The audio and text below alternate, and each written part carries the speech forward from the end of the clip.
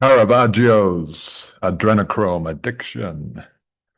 Yes, I've already done this lecture, but it was highly inappropriate. I was somehow accidentally recording my lip smacking and swallowing sounds, wrong setting for the software.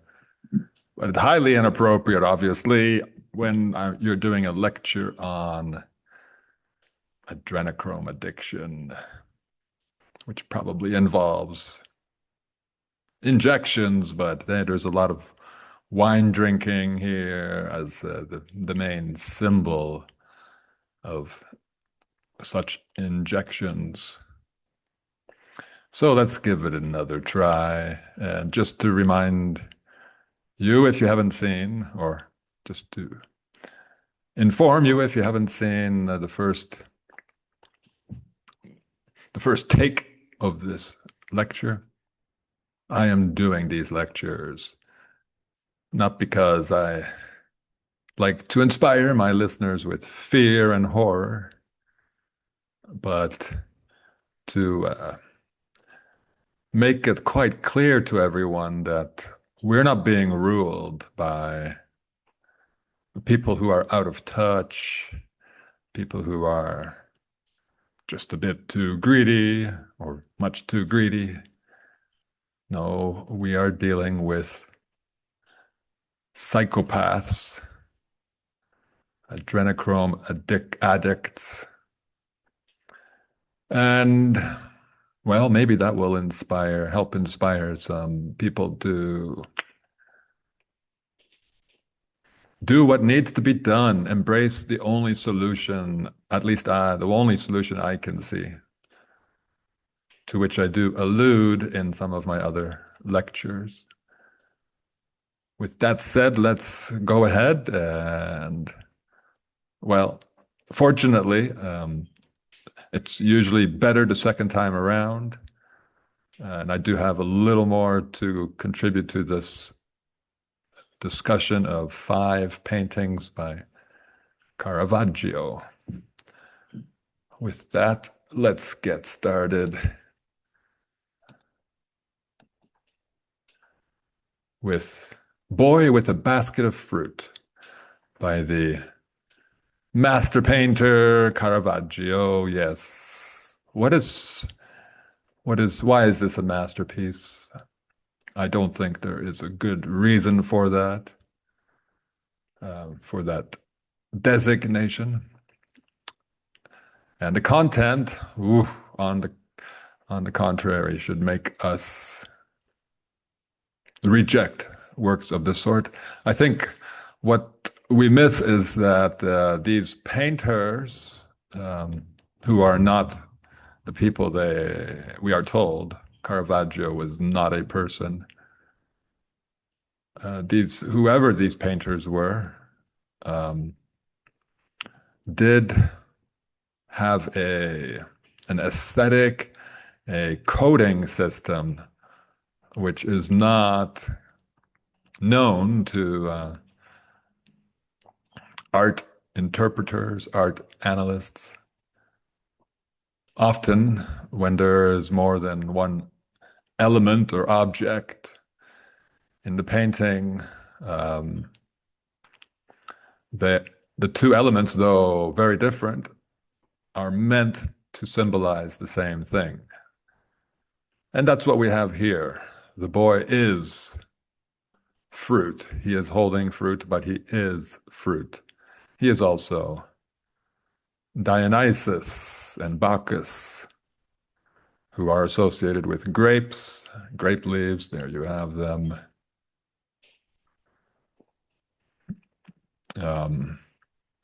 Moses was found in a basket, the baby Moses. Jesus was put in what was it called? A box from which animals eat, a manger. Manger. Because he is the edible man. And Dionysus and Bacchus were sacrificial gods, torn to pieces by the Titans and and cooked before he was resurrected. Familiar story. Um, this boy is not only just sacrificial child, um, but he seems to be a cross gender or a tranny, a male to female boy, letting his shirt fall off his shoulder off of one shoulder. Apparently, that's quite common among the tranny professionals. So I have heard from Mr. E, who sometimes appears on the Fakeology show. We should also note, perhaps, the strange shadow behind this boy. It's not cast by him. Appears to be a large head behind him, or the shadow of a head behind him. It's a bit ominous, isn't it? Yeah, and that very passive face we normally get only from women supermodels, the lips slightly parted to suggest pleasure and, yeah, let us keep it with that, stay with that, just pleasure, almost something sexual. He has no idea who's casting the shadow behind him. Um, Dionysus, there we go, a little information about him. Strongly linked to the bull. My cat is crying, wants to come inside, but he'll have to wait. Um, Strongly linked to the bull. In some cases, he was portrayed with bull horns. Um, yes, that's how the cannibal cult likes to dehumanize us. And all those wonderful Native American chiefs who wore the horns of bison, they had no idea what they were doing, what they were taught to do. This is not a, what's the word? A grassroots, a spontaneous, what's the word? Culture. People don't choose to put bison horns on their heads or feathers. That's a little bit odd. But getting off track. Back to painting two, or ahead to painting two. Another image. Oh, actually, and this image is titled the Bacchus, the Roman version of Dionysus, the Greek version of Jesus in many ways. In this case, we see, again, a youngish boy, slightly effeminate or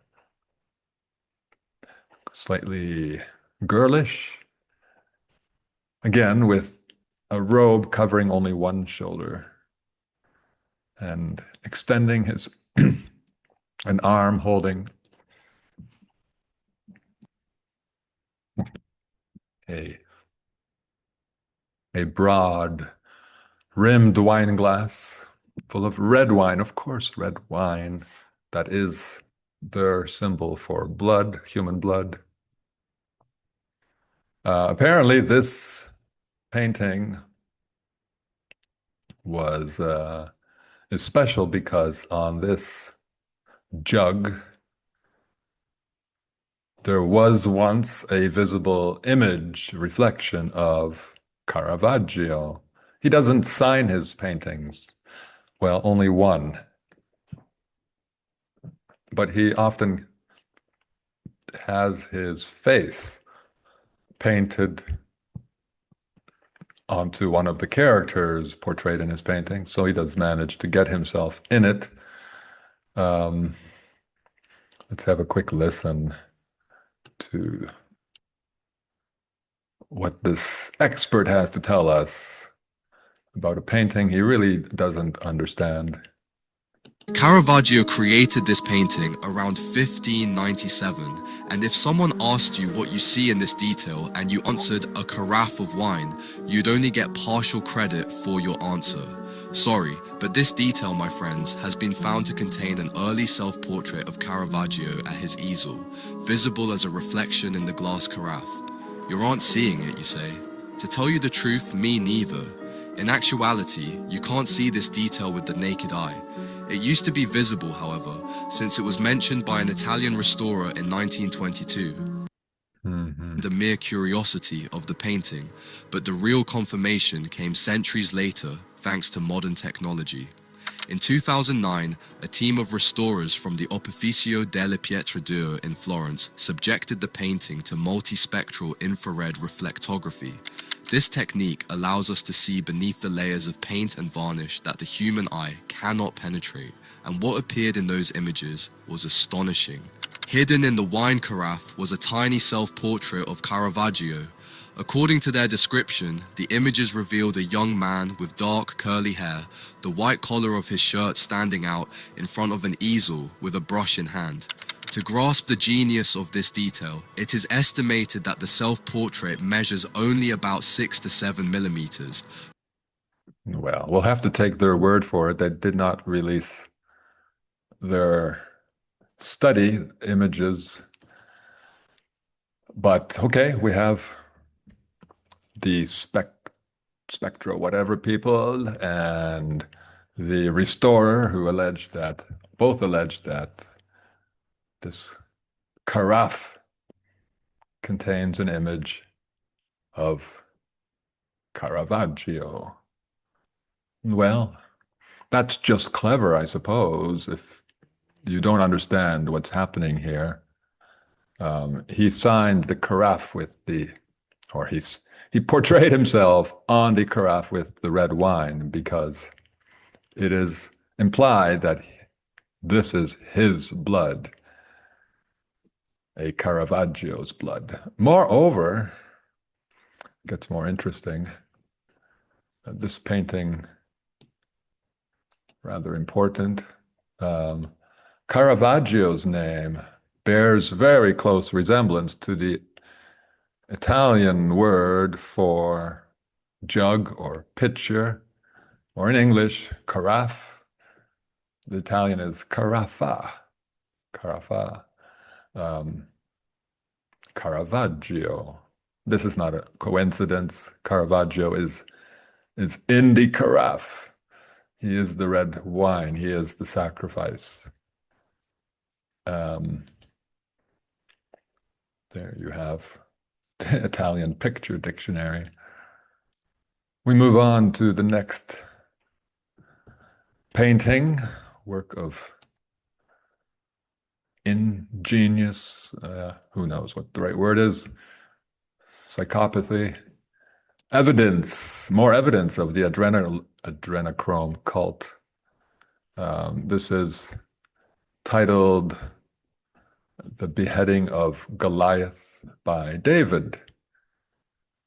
But it's a special portrayal of that event because Caravaggio's face is on the head of Goliath, and David's face is supposedly the young face of Caravaggio. So he's basically, essentially beheaded himself, his elder self. Conventional interpretation states that this is due to Caravaggio's guilt and fear of punishment for his murder of a real person, allegedly. And he felt that his life was in constant danger from acts of revenge or justice. So he's cutting off the head of his guilty self. Yeah, but why does it have to be a young boy doing this work? Why couldn't he have the state represented as David? executing justice, because apparently he was guilty. And well, if he felt this guilty, why didn't he kill himself? Makes no sense. Really, this is just more adrenochrome hinting. This is coding, as we will see. The adrenochrome addicts do want to go back to their youth, do get revived by drinking the blood or injecting the blood, I suspect, of young infants. Oh, for, who knows what they get, like an extra year of life, softer skin. It'd be hard to know for sure how much extra life you're getting, as it's impossible to do controlled experiments with this kind of madness. There is something else to inspect closely that will help dismiss the idea that this is anything but a painting about evil. Let's see. It's not about a man feeling guilty and wanting to pay the price for committing a murder. No, not at all. Let me go to the next slide. Tab. Where are you? Good grief. I seem to have no idea what I'm doing sometimes. Let's see if I can pause for a moment. I'll be back.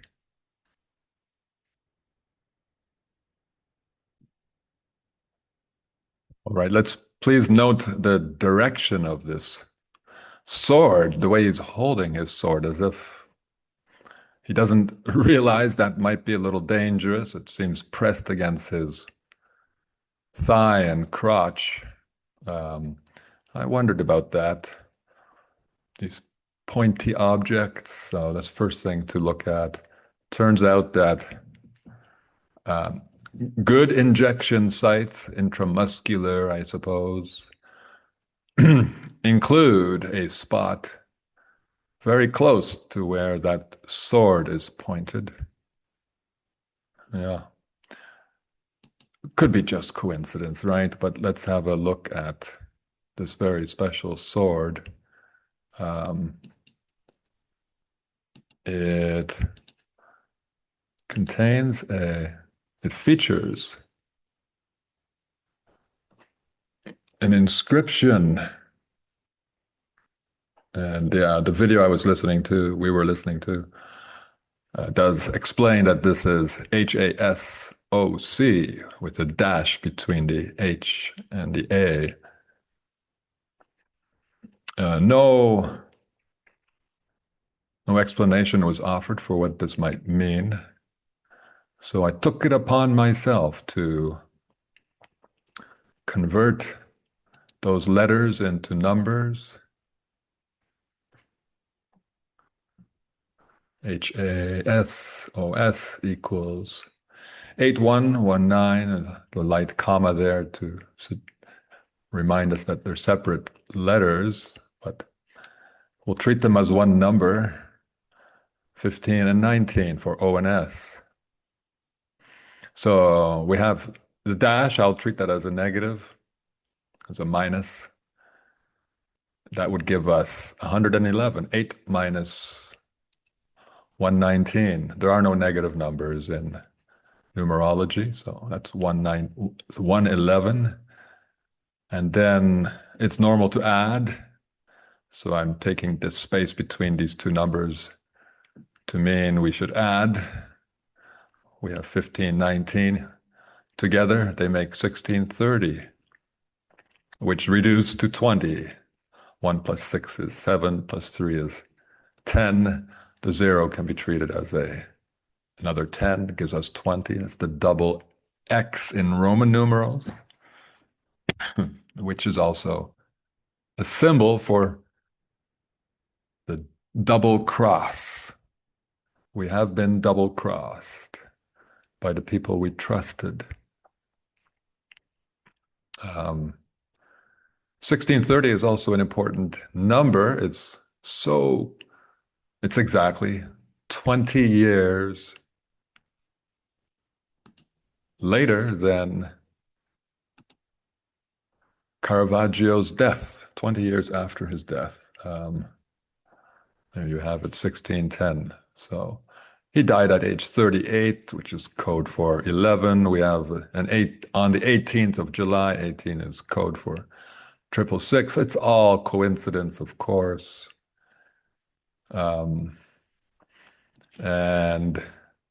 that those letters HASOS, well, if we subtract the last S, we get Hasso, which is Hindi, meaning laugh. And I think that's a relevant reading because the artists could have put the OS in a different order, still have the same numerological value, but they chose to have the OS in that order. So we get laugh. They are laughing at us, of course. They are. I'm not sure how much longer that will continue. Hopefully not too much longer, as I'm exposing them and sometimes giving them a bit of their own with a bit of mockery.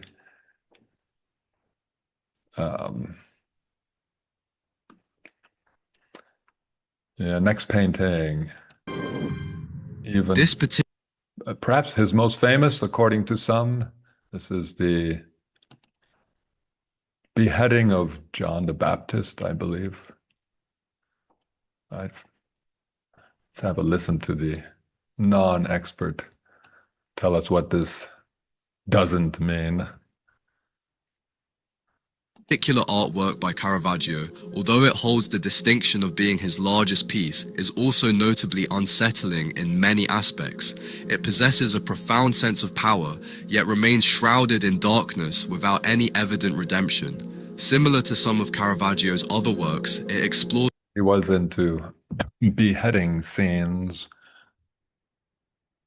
glorifying, illustrating the Bible mostly. Yeah, a wonderful book. Again, we have a sword here. The woman, Judith, doesn't seem to know how to hold a sword or how to cut a man's neck. It seems like Holofernes is volunteering to have his head cut, or she seems to think she's cutting a pork chop, I don't know, a giant ham. All very strange. But anyway, this is not the right painting. the theme of violence, depicting a world where such acts often go unpunished, mirroring the harsh Yes, they were making it clear to us that obviously no woman ever cut off an emperor's head in his tent, as the Bible alleges. No, it's all fairy tales. The reality is we're dealing with a world cannibal cult who continue their rituals.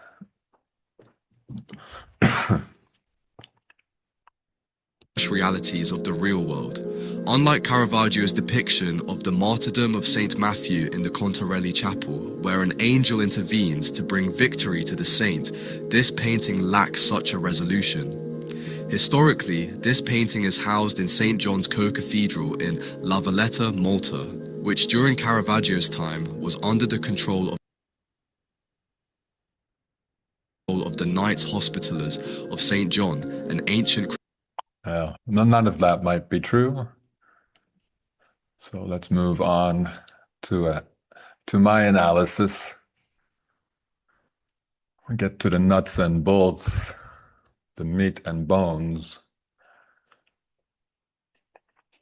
It's a curious depiction of the beheading of John the Baptist. In the Bible, John seems to be a guest in King Herod's castle, and I'm not sure why King Herod's daughter, Herodias, I believe, no, Salome, took so much interest in him, why she wanted his head cut off. It's not a normal request from a woman, um, from a father's daughter. No, this man came to see me probably, and I just want his head. It's all ridiculous stories. Um, Now, it's already ridiculous in the Bible, but Caravaggio was not content with the level of ridiculousness in the Bible. He took some liberty, and here portrays John the Baptist as an escapee. Clearly, we're looking at a prison. There are two prisoners behind this heavily barred window, and we can see a rope hanging down from a second or higher floor. Apparently, that's the rope that John the Baptist used to escape. Why are people being held in prisons and immediately decapitated when they escape? And why wouldn't this decapitation happen a little more formally, maybe inside the prison / castle? How curious, how strange. And the executioner, what is he doing? He's left his sword on the ground. Apparently, he just extracted his dagger behind his back from the wrong side of his hip, from the wrong hip. So he has to reach all the way around.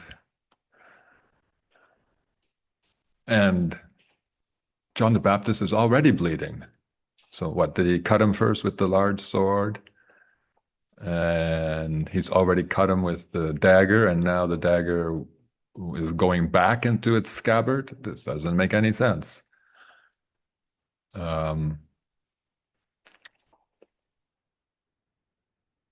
Well, so much doesn't make sense. I'm not sure what to make with that, but it's obviously ridiculous. On the floor, we again have objects that imply humans are, or animals that imply the humans in the photo, in the painting, are also animals. This is allegedly a lamb, two legs of a lamb hanging out from beneath the sheet. How much of that lamb is there? Hard to guess. Looks like part of it could be up there, underneath at the top. The lamb, of course, implies that this is the lamb is a symbol of Jesus. Now it's associated with John. John is now Jesus. His blood is being spilled for the world, as the Christians like to say. On this side, we have part of another animal. In my first attempt at this lecture, I suggested a tapeworm or a snake, but it doesn't quite resemble either one. Seems more like an earthworm. Turns out that giant earthworms do exist, large enough to be this long. They do live in Africa and Australia, maybe elsewhere. So John the Baptist is also a worm. Though that's how they look at us. We are sacrificial animals. We are worms. Maybe that's also a reference to the underground farming that was done. Probably still is being done, underground human farming. We are all, those who are raised underground, I suppose, could poetically be referred to as worms. Um, he also has his arm twisted behind his back, just like the executioner. The executioner is not dressed like an executioner. None of this makes any sense. We do have a warden of the prison here, pointing, I want his head, and maybe he's saying in this bowl, which Salome presumably is kind enough to put in its place, probably putting it on the chopping block instead of the head on the chopping block. No, the bowl is there. The bowl should be on the ground, but this poor lady, elderly lady, is holding her head as if she might lose hers. The keys boldly displayed could imply that this warden is actually the Pope, the head of the Roman Catholic Church. He's often associated with keys through iconography of Saint Peter, the first Pope. Saint Peter is the gatekeeper and often has keys. I think the official Vatican logo has 2 keys. Well, it suggests that the original purpose of a pope was to be the warden of sacrificial humans. How do the Catholics like that? Yeah. Now, the most important part of this, and the most famous part of this painting, is the blood, which the same paint was used to sign the painting. I think it's Michelangelo. That is Caravaggio's supposedly true name. How do you like that for coincidence? And there's a strange circular object there. Still not sure what it's meant to be. The red cloth, of course, reminds us that this is a blood sacrifice, not in the conventional meaning of the phrase. This blood is very strange too. It seems to have squirted out and somehow becomes stuck to the ground, and there's still strings connecting the blood clot to John the Baptist's neck. Well, that made me wonder. I had to go. There's our giant worms. We don't need to see those. I had to ask, does adrenaline make blood stickier? Yes, it does. Causes platelets to become more active and prone to clumping together. So there you go. John the Baptist was executed in a state of fear, and the painter knew enough about blood and adrenaline somehow to know that it makes blood sticky, and he decided, hey, I'm going to portray that so everyone knows that we know and that we are into adrenochrome. They love it. They are the adrenochrome addicts. And speaking of men with their arms twisted behind their back, here's another one, the last painting to examine. This is the card sharps. And we have this lovely effeminate boy again, and 2 men, conspirators, cheaters. This man clearly aware of the cards held by the blissfully unaware young boy, and signaling to his partner who is playing that the boy has something, has a good card, I guess, a good hand. The conspirator is reaching for a card to help win the game, or is he? I think he has something better something more important behind his back or on his hip again.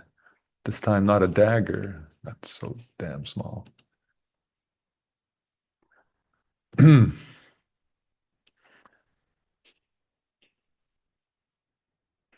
we go. Come on. This is not working. Be patient for a moment.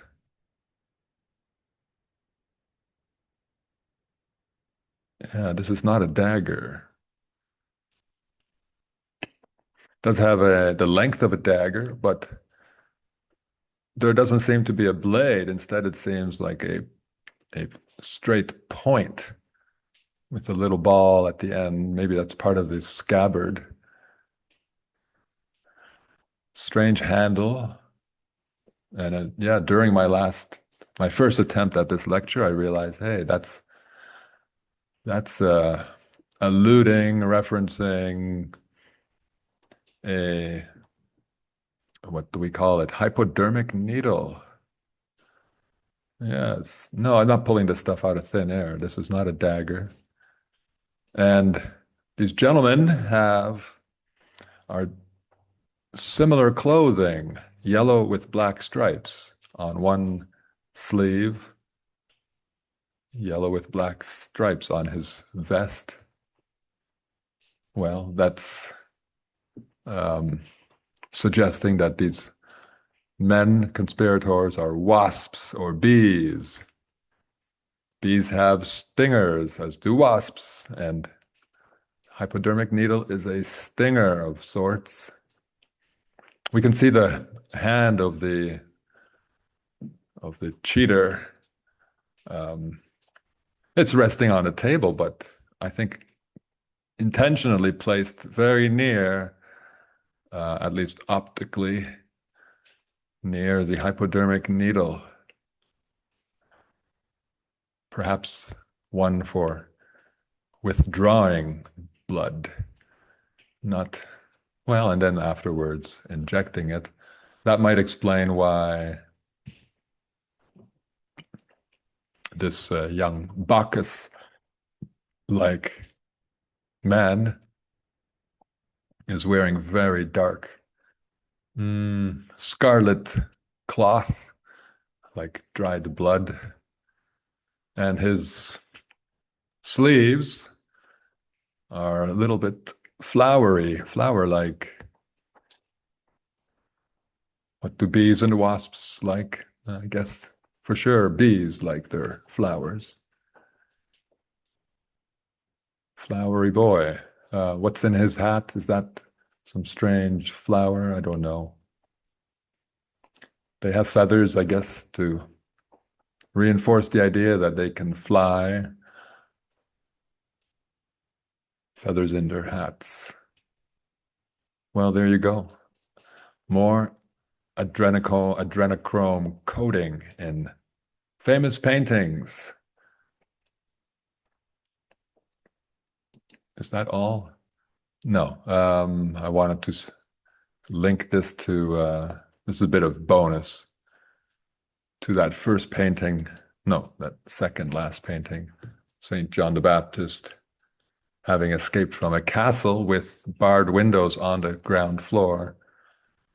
I had to double check just to make sure that such things exist. They do. My search took me to Castle Clinton in New York. There you have the barred windows on the ground floor. And yeah, the infamous Clintons have been around. This is what it looks like from the outside. It's by no means a grandiose castle. It's more like, well, I'm not sure. A corral. There you have an overhead aerial view. This is just a place to keep prisoners, temporarily perhaps, like livestock in a corral.